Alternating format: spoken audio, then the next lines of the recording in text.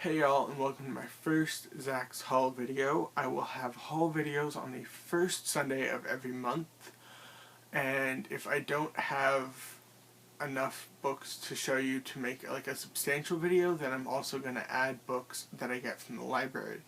This, however, is a very large stack of books, not to mention the ones I got from NetGalley. Now, before I dig into these, I just wanted to say a few things. First off, the video quality for this video is probably different because instead of using my cell phone like I was using in the past two videos, I decided to use my iPad because I just wasn't getting the right quality and the right setup I needed for these videos. And secondly, I wanted to remind you that I have a giveaway going on my blog. There's a link in the description below. And it's for a signed copy of the third book in the Bloodline series by Rochelle Mead, The Indigo Spell. Now, since Rochelle's not doing a big tour this time, and she's only really sticking close to Seattle and Portland, where I live, I decided that I'd pick up an extra copy for somebody on my blog and get it signed for whoever wins it. So, totally go check that out, and you may win a signed copy of The Indigo Spell.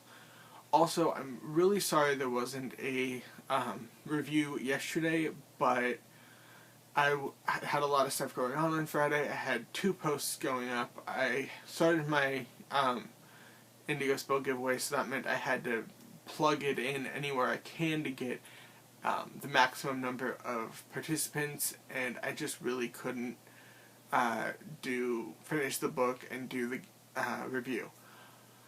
And also, there was a lot of news coming in from the Vampire Academy fan page that I was paying way more attention to than the book, so bear with me. Just in case you don't know, the Vampire Academy, which is the series by Rochelle Mead that the Bloodline series is spun off of, now has a filming date-ish that's filming in summer. The 3 main characters are cast, and it has an official title, Vampire Academy Blood Sisters. So that's a fun bit of information. Now, let's get into these books. First, I have the Lost Pence by Julie Kagawa. This is the first book in the spin-off series to the Iron Fae, and it follows the story of the brother of the protagonist of the Iron Fae series. His name is Ethan. He's human, and he gets sucked into the world of Fae, and unlike the previous books in the series, he doesn't exactly want to be there, and he doesn't really have a quest. He just wants to get home. So yeah, I have a review of this too, and all the books that I have for this haul that I've reviewed, I will have links to below, as well as all of their Goodreads pages for all these books, not just the ones I reviewed. The second one is Undeadly by Michelle Vale. It follows a girl who's a necromancer but wants to have a normal life, and so she tries to hide her abilities, but Anubis wants her to be his reaper. Anubis, which is the he's not the god of the dead he's a god of the dead for Egyptian mythology, and so he wants to be a reaper, kind of like a Grim Reaper, and so she accidentally undoes the work of a fellow reaper named, Wrath, R-A-T-H, and then gets shipped out to this boarding school which is a necromancy boarding school, where her teacher happens to be Wrath. And the interesting thing about this, which I haven't read it yet, but I looked at the first few pages, and it starts off with a diary entry, and then a graded essay, which I think is really interesting because it's got annotations in it and stuff, which I thought was kind of funny. Anyway, so yeah, this looks to be good. I hope to review it sometime in the next month or so. Next is Blood-Kissed Sky by J.A. London. Now, J.A. London is a mother-son writing duo, and they wrote the Darkness Before Dawn series, this is the second book in. Darkness Before Dawn is about a girl named Dawn who Um, according to her parents, has a secret that wasn't revealed in the first book, so hopefully it's revealed in this one. But it takes place in a world where vampires rule over humans, and it's a dystopian paranormal mix, and so vampires intimidate humans into giving blood. They don't like force them, but they have like images saying give blood or we'll take it from you, pretty much, or we'll take it from your children, which is even like worse. Anyway, so this is the second book in that series, and it's not Twilight. That's all I'm gonna say. It's not Twilight. Next we have A Dark Kiss by Michelle Rowan. This is the first book in the Night Watchers duo. I'm not exactly sure if there's like an official term for when there are two books in a series, or a book and a sequel. And I think it should have been 3, but maybe it wasn't popular enough, so they had to settle for 2. But anyway, it's really good. It's about a girl named Samantha Day who, through kissing her crush, turns into a soul-sucking monster, and then teams up with angels and demons to rid the world of other soul-sucking monsters named Grey, named Greys, which she is one of, and in an effort to get her soul back. And so, yeah, it's really good. I have a review of it. I got it from NetGalley, but I decided that I wanted to buy a finished copy when it came out, so I bought it this month. Wicked Kiss, the second book in the series, is coming out later this month, and I already reviewed that one, and I have a review for that on my blog. So yeah, go check that out. I also got that from NetGalley this month. Now, next, I didn't even request from the publisher, but they were so nice to send it to me. I was actually about to request it before I tripped over it on my way to check the mail. And it's Neferet's Curse, the third House of Night novella. The House of Night series is about vampires, but it's spelled with a Y instead of an I, which I'm totally fine with, because anything to kind of pull me away from actual vampires, because it's really not like a... It's interesting. It's a 12-book series, and they just got done with book 10 in October, and I actually reviewed that one. It's called Hidden. But pretty much it's about a girl who gets marked as a vampire, and when you're marked you have like this crescent moon on your forehead, and it's just an outline when you're a fledgling, but then when you become a full vampire it fills in, and then you can have all these other tattoos.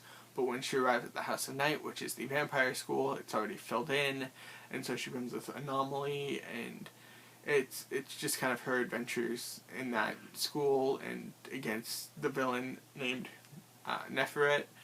I'm trying to avoid spoilers, so when I talk about sequels and stuff, I'm gonna try to talk about the first books and not really the second one, or future installments. Anyway, so this is just a novella all about Neferet's life, and then there are other 2 novellas called Dragon's Vow and Lenovia's Promise, which are about other teachers at this vampire school. Oh, also, whenever I get something from St. Martin's Press, which is the publisher for that, they send me a letter, and I love how they address me. They say, Dear Media Colleague, which I just think is the most hilarious thing, just to call me a media colleague, because, I mean, if it was like Dear Blogging Contact, I would get that, but anyway, it makes me sound much more professional than I am. Next we have Through the Evernight. I gave away a copy of this, an advanced copy of this in my blog, last month? Yeah, it must have been last month. No. Yeah, I gave it away 2 months, like in November. I started the giveaway in November, and it went until December. Anyway, so I needed to replace it with something, so I bought the finished copy, and then I, sent, Veronica Rossi a little email on her website asking for a book plate, and so I actually got a book plate saying that I rock, because, you know, I totally rock. And then she also sent some other cool things, just two though. A signed bookmark, which is awesome, as well as a Under the Never Sky tattoo. That's, oh, I probably should have talked about that a little bit. This is the second book in the Under the Never Sky trilogy, which follows a dystopian society in which some humans live on the outside of these pods and some live on the inside, and the world is destroyed by these ether storms, which is, I imagine, as like lightning that's spread across the sky that like funnels down and attacks people, but like magically. And so the dwellers have like this really advanced technology, while the outsiders are kind of regressed to a primitive state. And so it's kind of a Romeo and Juliet, two sides that shouldn't mix type of a thing. And it's kind of all about how to escape these ether storms, and these two people, Arya and Perry, trying to find what is called the Still Blue, which which is pretty much our skies, which is a still blue sky with no ether storms. Next we have Vortex by Julie Cross. It is the second book in the Tempest series, and Tempest is about a boy named Jackson who can jump back in time and then come back, and nothing really changes between the time zones. He can't change history, so it's just harmless fun.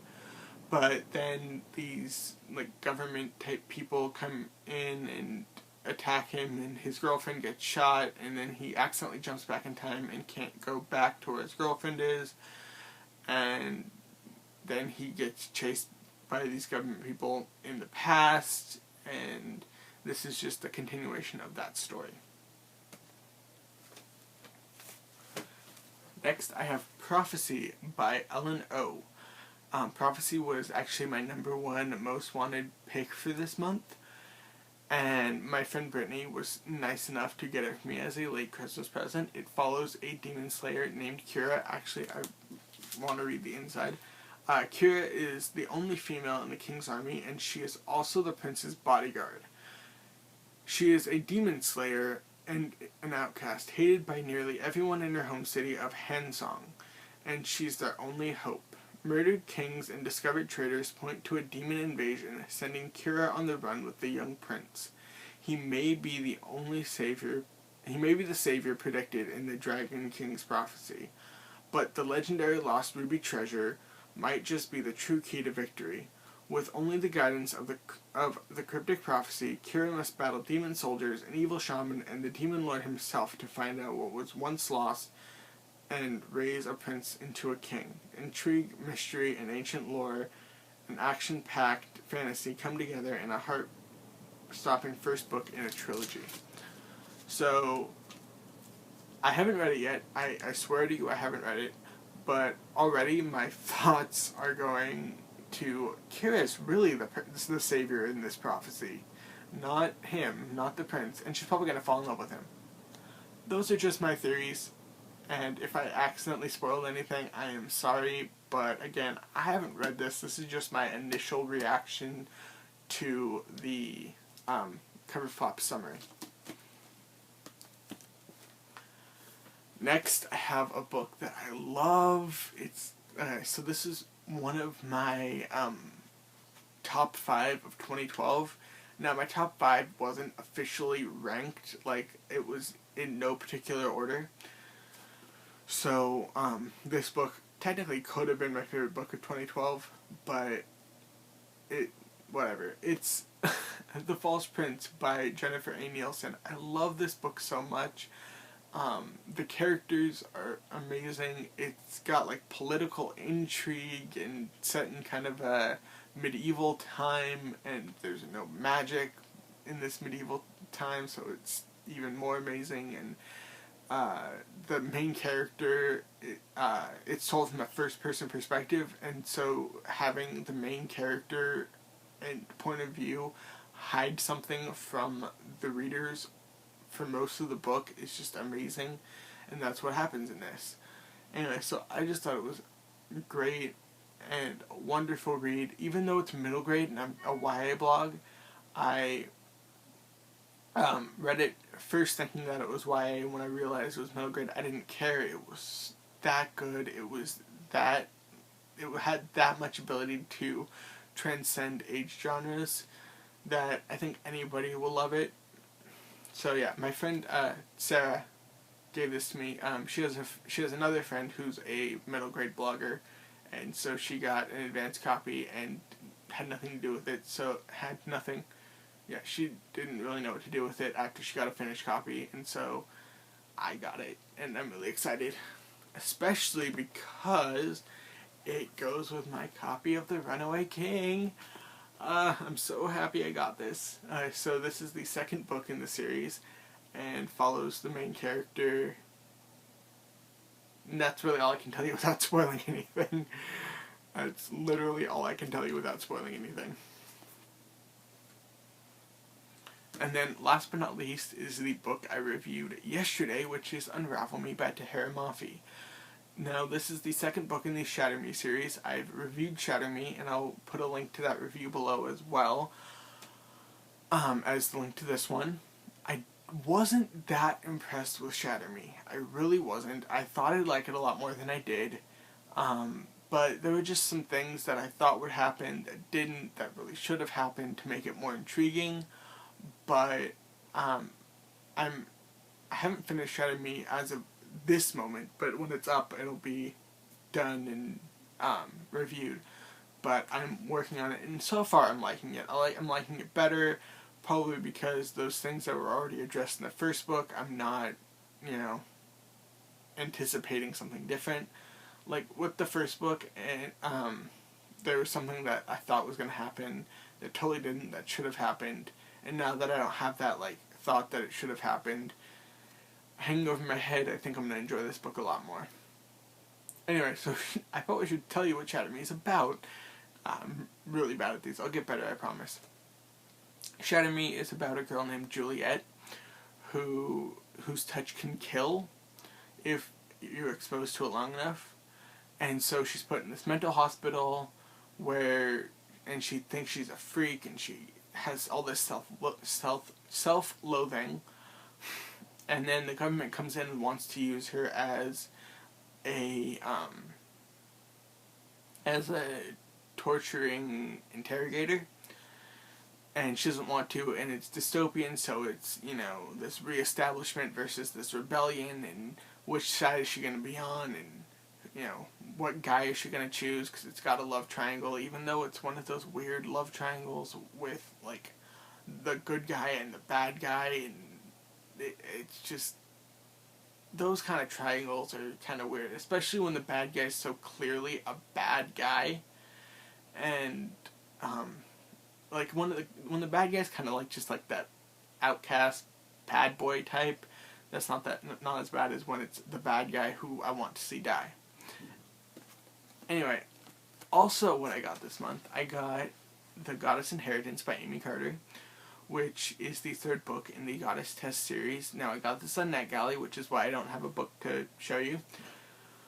And the Goddess Test series is about a girl named Kate Winters, who pretty much becomes a modern-day Persephone.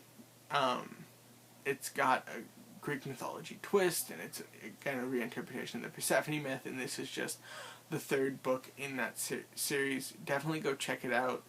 I love it. I love that series. It was really good. Some people don't like it as much, so you may not like it, but to each their own. Everybody has their own opinion, and everybody's opinion is right to that person. And then lastly, there's two more. Next, I got Spellbinding by Maya Gold. And that is about a girl who, through a school project, finds out she's descended from Salem witches. Then when she visits nearby Salem, she starts realizing she has these powers, she can light candles with her mind, she can move objects with her mind, and at first, I think it said she was freaked, and then she kind of embraces it, and toys around with it, creating a love potion, and there's that, mysterious guy who comes out of the shadows and says he can teach her things, and she doesn't want him to, but then they fall in love or whatever. Again, I haven't read this. This is just my going off of cliches and stereotypes saying what's going to happen. And so, I'm sorry, again, if I spoiled it, but I haven't read it, so it could be totally different.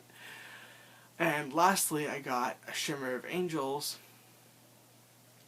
which sounds really girly, but it sounds pretty good. It reminds me of Fallen by Lauren Kate a little bit. It's by Lisa M. Basso, Basso, and it's about a girl who sees angels, but her parents think she's crazy, so they send her to like a clinic where, with given the right cocktail of medicines and therapy, she thinks she's cured, so she goes to this new school for a fresh start. And then when these things kind of start popping up again, she tries to hide it and show that it's not. But when people start dying, she's really the only one that can protect them, but she can't tell them what she sees, which I think is interesting. And as far as I know, the summary didn't say anything about a love interest, which I think is interesting because there most likely will be one, but with them not referenced in the summary, it gives me a little bit more of a mystery when reading it as to what's going to happen. So those are the books I got this month. What do you think? What books do you think I should get next month? Leave your comments in the comment section below. And feel free to follow me on Twitter, like my Facebook page, follow my blog, or follow/friend me on Goodreads. Links to all those will be below. Again, all of these books that I got, links to their Goodreads below, and those I've reviewed, links to those below as well. Have a great week, and I will see you next week when I have my first Topics and Opinions video, where I talk about hardback versus paperback versus mass market paperback versus e-copies, and then also cover designs changing mid-series. Two things that I think kind of go together with me. I can't really explain one without talking about the other. So, yeah. I'll see you next week for that. And then the third Sunday this month, I'm also going to be watching the City of Bones trailer and talking to you about my thoughts on that. Also, since my account is monetized, I can't actually give you guys the audio while I'm watching it, so I'll have headphones in and just kind of narrate what I'm seeing and what my thoughts are, and my voice is totally going away. So I will see you guys next week. Have a great week. Have a great day. I'll talk to you guys later. Bye.